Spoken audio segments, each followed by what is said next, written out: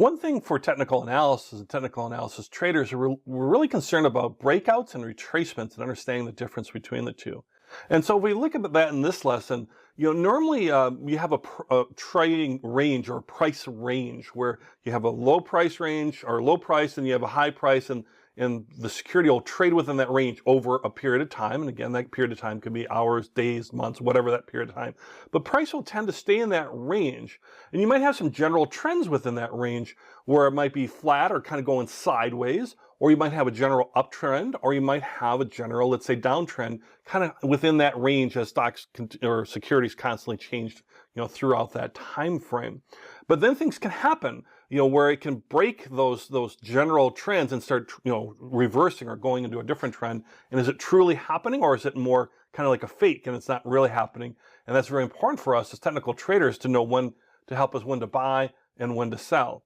So if we think about that and conceptually, trends will continue until the pattern breaks, right? So something's got to break the pattern. And a lot of times what happens with breaking the pattern is something happens.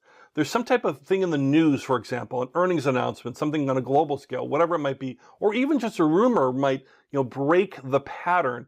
And that's what might be a breakout, right? It's going to break the pattern. Or it might be a retracement where it's really not a true breakout. And that's the idea, is something happens, there's some news or a rumor, and then something's going to happen, right? So traders are either going to do nothing, but they might, let's say, start to really panic based on that news and sell real quickly and really panic. So, oh my gosh, this is terrible news. I got to get out fast. And so they kind of selling maybe quickly. The same thing if the news is great and there's some great announcements, they might have that fear of missing out, right? FOMO, right? They're like, wow, this is really taking off. I always thought it was really good security, but now it's really going. I got to get in fast and buy, right? So you have sellers and you have buyers, right? So that disruption is actually called a breakout, right? So that means something has changed and you're broken out of the new pattern. And there's either going to be a new uptrend, going up, or there's maybe going to be a new downtrend. And you might also have like a false breakout where it breaks out, but it's not really due to supply and demand or market sentiment or anything. There's something that's, causing a short-term disruption into it. And that could be something like which relate to like position squaring by big players, right? Real big holders of things that might be adjusting their holdings in a particular security that's causing some disruption in the market versus some more legitimate news. So like if you think about what some examples of this, kind of like big players doing a disruption that might be a false thing, not a true breakout. Now let me share a couple examples of things that are like that. So let's say you're a fund manager, a mutual fund manager, you own all the stuff in this mutual fund, millions and millions and tens, hundreds of millions of stuff. Let's say for an S&P 500 fund, and it's an index fund, and you have to buy more Tesla because they were just added to the index, which that happened not too long ago.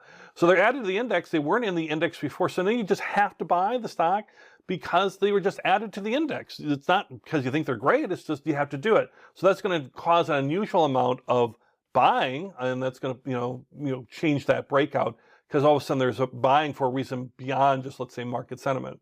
Or let's say Apple announces that it's going to buy its own stock back in a big purchase as part of a company's stock buyback program. They're going to buy their own stock back. So that means they're coming in and they're actually buying stock on the open market. So if you think Apple's coming in to buy a whole bunch of stock, that's going to drive the price up, right? So that has, again, nothing to do with individual traders. It's a big player coming in being disruptive.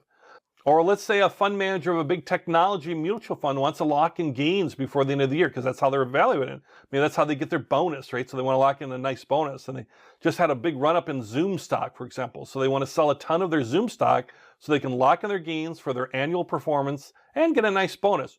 Does it say having to do whether Zoom is a good company or a bad company, or whether technical analysis says that we should buy or sell it? No, it's a fund manager has a big player who wants to get a bonus. So sometimes those things can happen. It's not often, by the way. It's not something you have to really worry about, but just understand that it's out there. And sometimes when you see movement and you see something like there's a big announcement that might be related to it, you want to say, okay, is this really happening? Or is this just going to be a short-term type thing and it's going to come back and pull back? In fact, we call that pullback retracements. And that's the breakout is where it breaks out and now is forming a new type of trend. Retracement is where it breaks out a little bit, but it's a minor move that's going against the trend and then it's going to come back, like that big player repositioning. So if traders think a current move has gone too far, they might have a little course correction or a little pullback, but then the trend might come back up again. As we learn through the indicators, we're going to learn how to spot breakouts and retracements and how to kind of use confirming things to see whether we're seeing a breakout or a retracement. Is it a true move, or is it kind of a temporary type of false move? And sometimes you might see retracements, for example, where everyone has either bought or sold, right? There's an overbought situation where, everybody wanted to buy is already bought, so it's extended, so it's kind of have a natural kind of come back. Same thing if something's oversold. And we have these tools that can help us with that. One is the stochastic oscillator, which is a fun thing to say, and also will help us to identify things. And there's other tools and things we're going to be learning about that'll do us too.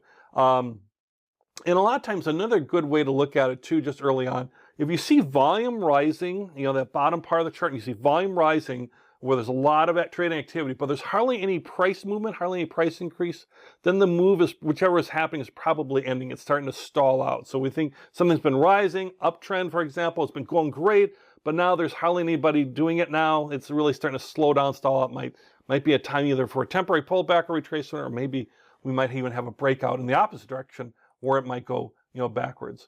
So retracements, they can turn out to be actual trend reversals. I mean, it could be, it looks like a retracement, but really it actually is a breakout and you have a new trend, or it might be truly an actual retracement where it's just temporary and then it'll kind of go back to the way it was trending again too. All of this, very normal. And with the technical analysis that we're going to be using and using our indicators, we're going to be able to handle and deal with both breakouts and retracements and identify great opportunities to purchase and also identify times when we might need to sell and get out as well. It works both ways.